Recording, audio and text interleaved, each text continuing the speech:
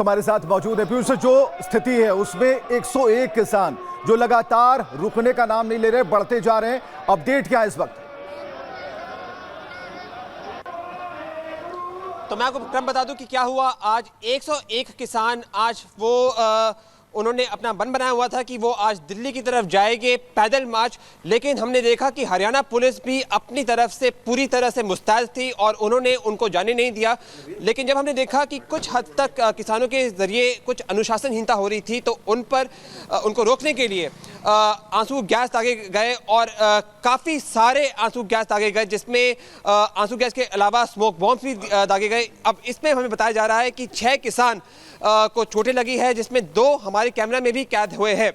अब क्योंकि 6 किसानों को चोट लगी थी तो हमने देखा कि जो जत्था था, जो 101 किसान थे जिनको दिल्ली जाना था, उन्होंने अब अपना ये मार्च रोक दिया है। अब वो मीटिंग करेंगे, वो मुलाकात करेंगे, एक औपचारिक मुलाकात होगी, जिसके बाद वो ये निर्णय लेंगे कि क्या ये आगे जो प्रोटेस्ट मार्च है वो आगे बढ़ाना है या नहीं।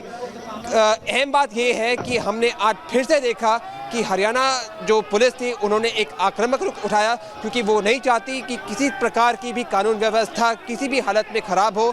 और जिसकी वजह से हमने देखा कि जब किसान थोड़े बहुत उग्र हो गए, थोड़े बहुत आक्रामक हो गए, तो एक आक्रामक नीति हरियाणा पुलिस द्वारा भी अपनाई गई, जिसमें कई सारे आंसू गोले दागे गए। Back to the studio. बिल्कुल, और आपके बगल में भी हम देख पा रहे हैं कि वहां पर एक कैंपिंग कर दी गई है। उन तस्वीरों को भी जरा दिखाने कि किस तरीके से दिल्ली कूच की जो तैयारी थी पुख्ता तरीके से थी, और सुरक्षा अचूक तो है लेकिन उसे बराबर ढाहने की, तोड़ने की कोशिश की जा रही है।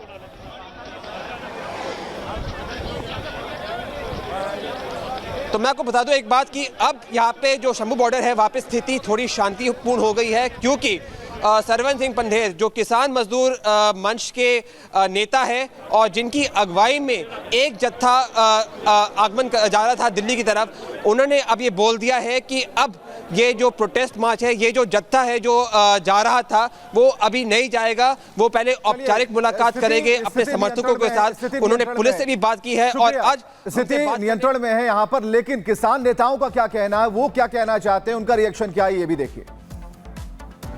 देश ने बहुत कुर्बानियां दी है पंजाबियों ने, किसानों ने, तो हमारा मानना है कि भारत सरकार या तो वार्ता करे या पीसफुली हमें आगे बढ़ने की इजाजत दे दे।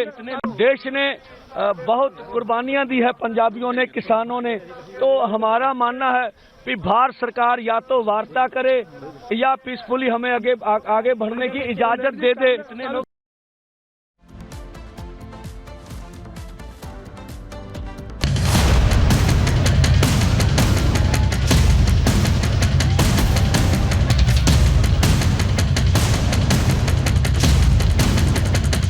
ये तस्वीरें दिल्ली हरियाणा बॉर्डर की हैं, जहां प्रदर्शनकारी किसान दिल्ली की ओर बढ़ने पर न केवल अड़े हैं, बल्कि 2 बैरिकेड्स पार भी कर दिल्ली की ओर बढ़ चले हैं।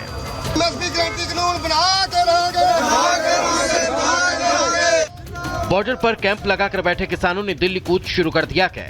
किसानों के पहले जत्थे में 100 किसान हैं, जो पैदल ही दिल्ली की तरफ मार्च कर रहे हैं। किसानों को रोकने के लिए पुलिस फोर्स ने कई बैरिकेड्स लगाए, कटीले तार लगाकर रास्ता रोका गया, लेकिन किसान बैरिकेड्स और कटीले तार को उखाड़ चुके हैं। हाँ जी, दिल्ली जावांगे जी। दिल्ली सरकार ने साडे को बोलिया कि पैदल तुसी किसान जड़े जे वो आ सकते जे, इस करके सारा जथा जड़ा पैदल दिल्ली नूं रवाना हो चुका। बैरीकेड ने पिछली जेड़ी वो लंघ आए हैं, हुण अगे जेड़ी पूरी फुल तैयारी आ ते सारी संगत जेड़ी है ये दिल्ली नूं पैदल जाएगी। अंबाला की ओर बढ़ रहे किसानों को पुलिस ने कड़ी चेतावनी दी तो पुलिस और किसान आमने सामने आ गए। सरवन सिंह पंधेर और जगजीत सिंह ढल्लेवाला के नेतृत्व में ये मार्च निकाला जा रहा है। 9 दिसंबर से सांसदों और नेताओं के घर के बाहर प्रदर्शन का ऐलान किया गया है। साथ ही किसान 12 घंटे तक अनशन पर बैठेंगे। देखिए, हमारी ओर से सरकार के साथ कोई गतिरोध नहीं है। हम ऐसी आशा पहले भी करते थे भी केंद्र वार्ता का दरवाज़ा खोले, बैठकर जो किसानों की जो मांगे हैं, जो स्वयं प्रधानमंत्री 2011 में एक चिट्ठी लिखते हैं, वही जो कमिटमेंट्स सरकार ने कह रखी है, वही हमारी मांगे हैं। किसानों के प्रदर्शन को देखते हुए हरियाणा सरकार और पुलिस प्रशासन ने कड़ी तैयारी की है। अंबाला से सटे करीब 11 गांव में इंटरनेट बंद करने के आदेश दिए गए। साथ ही अंबाला में बीएनएस की धारा 163 लागू की गई है। बॉर्डर पर पुलिस प्रशासन का कड़ा पहरा है। शंभू बॉर्डर के पास विरोध स्थल पर नोटिस जारी किए गए हैं। पूरे इलाके में हाई अलर्ट जारी किया गया। किसान 13 फरवरी से पंजाब और हरियाणा के बीच शंभू और खनौरी बॉर्डर पर डेरा डाले हुए हैं। इससे पहले सुरक्षा बलों ने किसानों के दिल्ली मार्च को रोक दिया था। अब एक बार फिर से किसान अपनी 12 मांगों के साथ दिल्ली की तरफ बढ़ रहे हैं। Bureau report, Republic Bharat. यहाँ पर नॉर्मलाइजेशन की जो आग है अब धधकती हुई नजर आ रही है। देखिए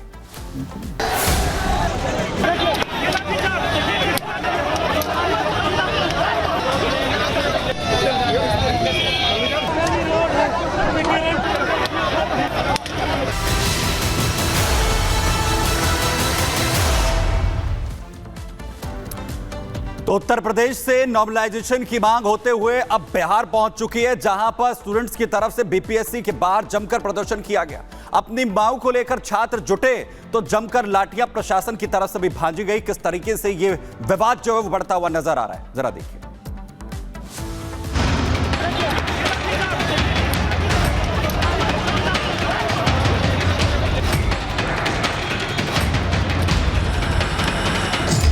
एग्जाम पर रण, पटना में प्रदर्शन।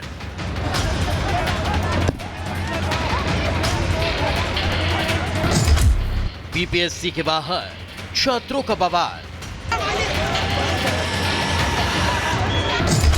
हाई वोल्टेज ड्रामा, पुलिस का लाठीचार्ज।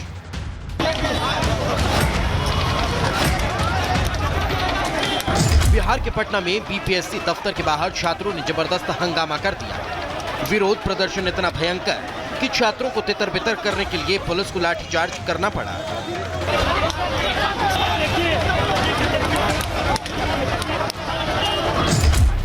ये पूरा हाई वोल्टेज ड्रामा परीक्षा के नए फॉर्मूले को लेकर है।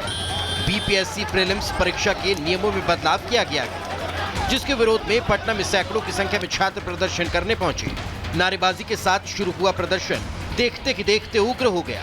उग्र प्रदर्शन को देखते हुए पुलिस ने छात्रों पर लाठी भांजी। छात्रों को दौड़ा दौड़ा कर पीटा गया। Bihar public service commission office के बाहर पटना पुलिस ने प्रोटेस्ट कर रहे छात्रों पर लाठी चार्ज किया।